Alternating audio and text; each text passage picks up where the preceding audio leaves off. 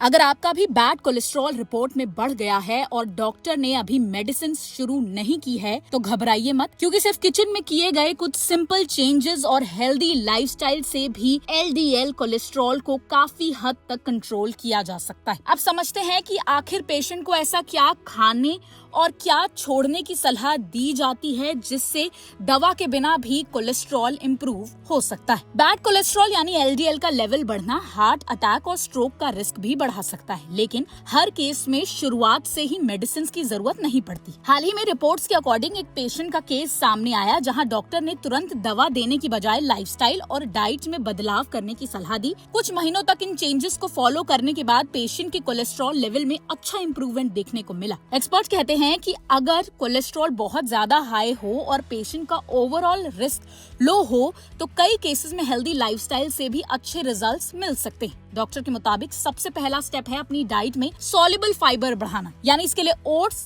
Beans, दाल, चने और राजमा जैसे फूड्स को रेगुलर डाइट का हिस्सा बनाइए। फ्रूट्स में एप्पल, ऑरेंज और पियर जैसे ऑप्शंस भी एलडीएल कोलेस्ट्रॉल को कम करने में मदद कर सकते हैं। साथ ही रिफाइंड और प्रोसेस्ड फूड की जगह होल ग्रेन्स को चूज करना भी फायदेमंद माना जा सकता है। अब आ जाते हैं हेल्दी फैट्स पर। तो हेल्दी फैट्स को अपनी डाइट में जगह देना भी बेहद जरूरी हो जाता है। एक्सपर्ट रेकमेंड करते हैं कि बटर और ट्रांस फैट की जगह लिमिटेड क्वांटिटी में ऑलिव ऑयल, मस्टर्ड ऑयल या ग्राउंडनट ऑयल का इस्तेमाल करें। रोजाना थोड़ी मात्रा में बादाम और अखरोट खाना भी हार्ट हेल्थ के लिए बेहद अच्छा माना जाता है।